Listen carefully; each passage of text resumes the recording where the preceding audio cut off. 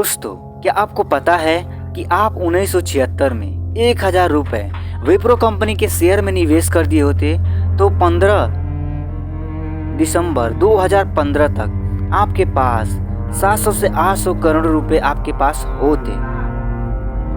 अब आप जानना चाहेंगे कि शेयर मार्केट क्या है, तो मैं इसको आपको एक एग्जाम्पल के माध्यम से समझाता हूँ। तो मान लीजिए कि मैं गोलगप्पे की दुकान खोलना चाहता हूँ जिसकी लागत 1000 रुपये है और मेरे पास तो 500 रुपये ही हैं, तो मैं 500 रुपये आपसे लूँगा। अब मेरे पास कितने रुपए होते हैं? तो अब मेरे पास 1000 रुपये होते हैं और अब वो पैसे मैं निवेश करता हूँ और 2000 रुपये कमाता हूँ, तो मुझे कितने रुपए का लाभ हुआ? तो लाभ बराबर हो गया मेरा कमाया गया पैसा और माइनस कर देंगे मेरा लगाया गया पैसा। तो मैंने कितना कमाया? 2000 और कितना लगाया था? 1000। तो अब मुझे 1000 का लाभ हुआ। अब 1000 हुआ तो इसमें 2 हिस्सेदार हैं, तो इसको हम 2 से डिवाइड कर देंगे, यानी कि हमारे पास 500 रुपये का प्रॉफिट हुआ। तो शेयर मार्केट भी इसी तरह है। कंपनी लोगों से पैसे लेती है और उन्हें अपने कंपनी की हिस्सेदारी देती है, जिससे लोग बेच करके अपना पोर्टफोलियो बना सकते हैं, यानी कि अपना प्रॉफिट भी वहाँ से कमा सकते हैं। अब बात आती है कि क्या शेयर मार्केट जुआ है? तो इसका आंसर है नहीं। अब किसी बंदी को खाना पकाना नहीं आता है तो क्या वो लड़की अच्छे से खाना पका सकती है? नहीं। वो खाना हो सकता है कि जला सकती है, और जब उससे खाना जल जाएगा तो वो बोलेगी कि इसमें तो चूल्हे की गलती है। और सेम चीज़ शेयर मार्केट के बारे में भी है।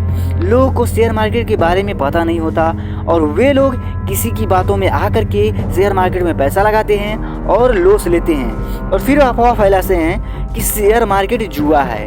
और दोस्तों, यहाँ पे कुछ ऐसे भी लोग हैं जिन्हें शेयर मार्केट के बारे में अच्छी खासी नॉलेज है और वो इससे अच्छा खासा पैसा बनाते हैं, जैसा कि वॉरेन बफे, जो कि 10,71,408 करोड़ रुपए बना चुके हैं शेयर मार्केट से।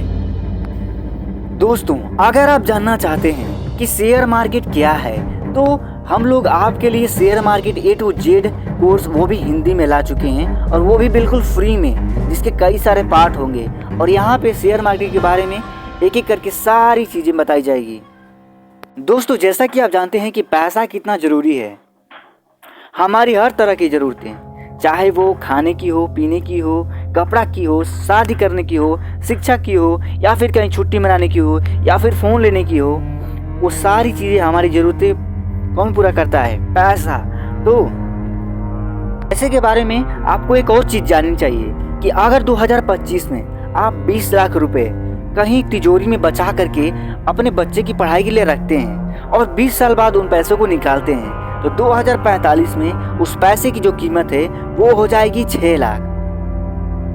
महंगाई की वजह से अगर आप अपने पैसे को सही जगह अच्छे से निवेश नहीं करते हैं तो आपका पैसे की औकात कम हो जाएगी। इसलिए हमें शेयर मार्केट को सीखना जरूरी है, ताकि हम अपने पैसे को निवेश कर और महंगाई से के मार से उसे बचा करके उसे मजबूत बनाएं।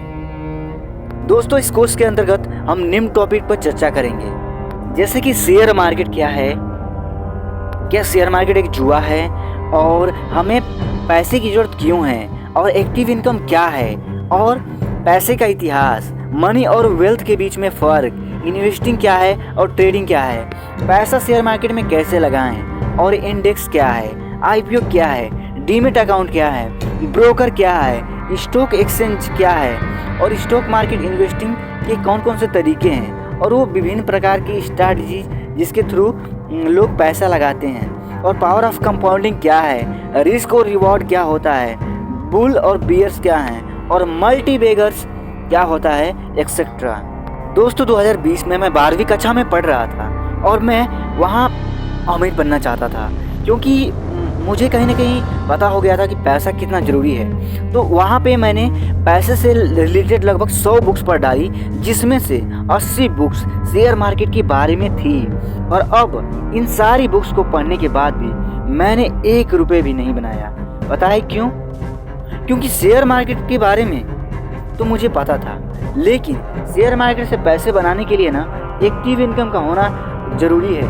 आपके पास कमाई के साधन भी तो होने चाहिए, तभी तो आप निवेश करेंगे। तो भैया पहले आप कमाएंगे और तभी आप निवेश कर सकेंगे। तो पहले पैसे निवेश करने से पहले पहला कदम ये है कि पहले आपको ज़्यादा से ज़्यादा कमाना है और तब आप उसे निवेश कर पाएंगे। तो मैंने भी पहले पैसा कमाया, उसके बाद निवेश किया। अब बात आती है पैसों के इतिहास की। दोस्तों, क्या कभी आपके दिमाग में ये क्वेश्चन आया है कि जब पैसा नहीं होता था तब लोग कैसे सामान को खरीदते होंगे? तो इसका आंसर है कि जब पैसा नहीं चलता था तब लोग चीज़ें आपस में अदल बदल लेते थे। जैसे कि मान लीजिए कि आपके पास चावल है और मेरे पास गेहूँ है, और मुझे चावल चाहिए और आपको गेहूँ चाहिए, तो हम लोग चीज़ें अदल बदल लेते थे, और जिसे बार्टर सिस्टम कहा जाता था। धीरे धीरे लोग चीज़ें बदलने की जगह नमक, गाय, हाथी और दांत का इस्तेमाल करने लगे, जैसा कि आज हम लोग पैसे का इस्तेमाल करते हैं। तो फिर ये चीज़ें कहीं ना कहीं जब काम नहीं करी तब मुद्रा का चलन आविष्कार हुआ, और इस तरह से हम लोग आज पैसे दे करके कोई भी चीज़ें लेते हैं, उसके बदले में, पैसे के बदले में चीज़ें लेते हैं। तो असली बात ये है ना कि हमें पैसे की ज़रूरत नहीं है, बल्कि हमें खाना, घर, कपड़े, शिक्षा, सामान, स्टेटस, गाड़ी और आभूषण और भी बहुत प्रकार की ज़रूरतें हैं। और इन ज़रूरतों को पूरा करने के लिए पैसा वो औजार है जिसका हम इस्तेमाल करते हैं। दोस्तों, मैं सुनील चौहान एक फाइनेंस कोच हूँ, और अगर आप पर्सनल फाइनेंस या फिर बिजनेस ग्रोथ से रिलेटेड चीज़ें सीखना चाहते हैं या फिर कंसल्टेशन करना चाहते हैं तो आप लोग सीट बुक कर सकते हैं दिए गए व्हाट्सएप नंबर पर। और आई लव यू ऑल। ऐसे ही अपने आप को बेहतर बनाने वाली वीडियोस देखते रहिए।